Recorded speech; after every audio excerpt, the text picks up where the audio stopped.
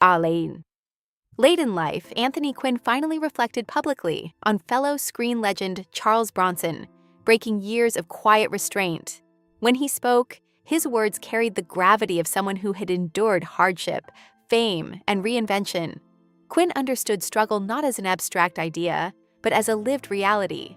His reflections on Bronson were not filled with rivalry or gossip, but with respect. Both men represented a kind of authenticity rarely seen in Hollywood. Their careers were built on resilience and survival, and Quinn's thoughtful comments revealed a deep admiration for Bronson's quiet strength and uncompromising individuality. Early roots in Mexico. Anthony Quinn was born Manuel Antonio Rodolfo Quinn, Oaxaca, on April 21, 1915 in Chihuahua. His heritage reflected a blend of cultures. His father was of Mexican and Irish descent, while his mother was Mexican. This mixed background shaped Quinn's identity from an early age. His family later moved to Los Angeles, searching for opportunity but encountering severe poverty instead. Life in immigrant neighborhoods exposed Quinn to struggle, discrimination, and survival instincts that would later define both his personality and his acting style. These early experiences instilled resilience, forming the emotional foundation that would eventually power his unforgettable performances on screen. Hardship and manual labor. Before Hollywood ever noticed him, Quinn lived the life of a working man. As a teenager and young adult, he worked physically demanding jobs, boxing in local matches, performing construction labor, and taking any work available to support his struggling family. These experiences were not glamorous, but they forged toughness and endurance. The grit that audiences later saw in his film characters was not acting alone. It came from real hardship. Quinn understood the exhaustion of labor and the pride of survival. Those years shaped his worldview, making him sympathetic to ordinary people and giving his later performances a rare authenticity that resonated deeply with audiences. Guidance from Frank Lloyd Wright. A turning point arrived when Quinn studied art and architecture under the legendary architect Frank Lloyd Wright. Wright recognized something unique in the young man's personality, an expressive intensity that could captivate others. He encouraged Quinn to pursue acting, believing his emotional depth and physical presence would translate powerfully on stage and screen. That encouragement proved life-changing. Quinn discovered that acting allowed him to channel his lived experiences into storytelling. Instead of building structures from stone or wood, he would build characters from emotion and truth.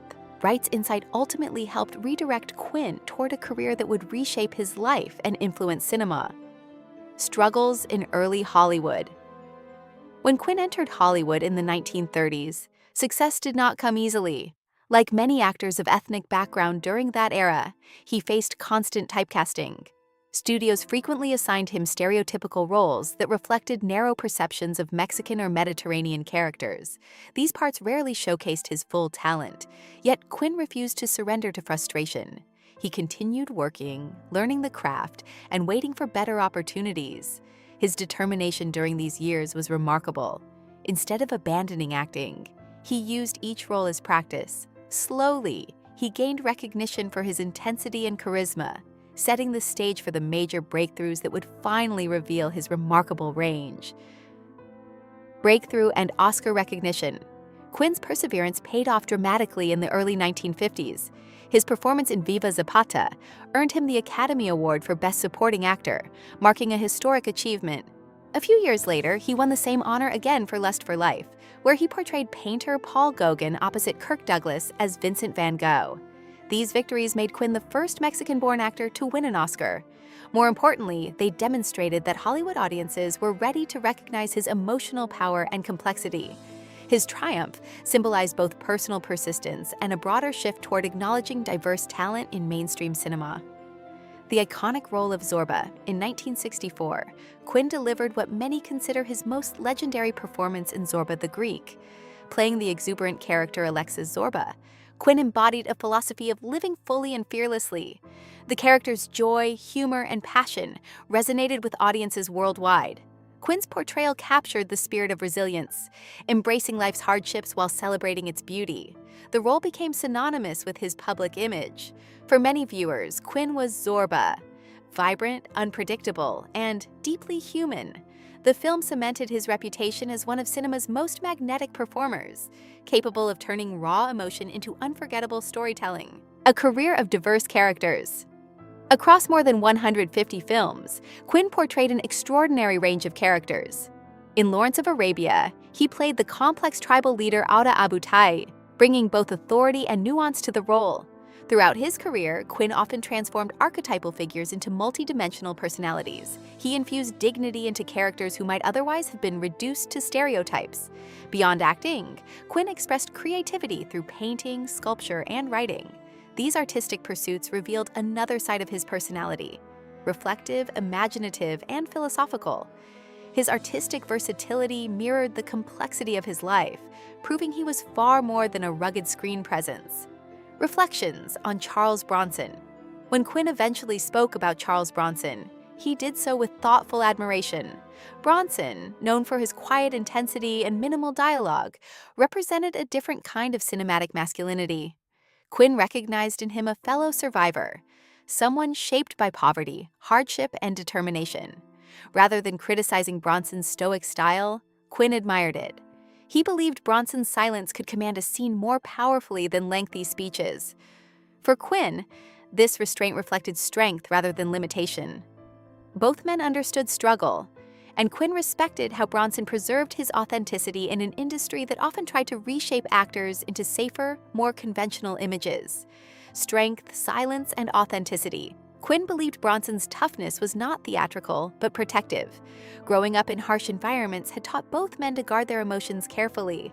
Hollywood frequently misunderstood that guarded nature, mistaking it for coldness. Quinn saw something deeper: resilience. While Quinn himself thrived on expressive energy and passionate performances, he respected Bronson's preference for silence and distance. In Quinn's view, this restraint was a deliberate form of control. It allowed Bronson to maintain independence within an industry that often demanded conformity. Quinn felt that Bronson's legacy should be understood not as cinematic violence, but as the honest representation of a working-class survivor. Final years. By the sea in his later years, Quinn gradually stepped away from the chaos of Hollywood. He settled in the peaceful coastal town of Bristol, where he enjoyed the quiet beauty of Narragansett Bay. Surrounded by art, family, and nature, he reflected on a life filled with intense experiences. Fame had brought both triumph and turmoil, but the calm environment allowed him to appreciate simple pleasures. The sea, the sky, and creative work provided comfort. For a man who had spent decades portraying powerful personalities, this quieter phase represented a return to inner balance and contemplation. Conclusion: a legacy of authentic humanity. Anthony Quinn passed away on June 3, 2001, at the age of 86, leaving behind a monumental legacy. His life story reflected struggle, passion, and transformation.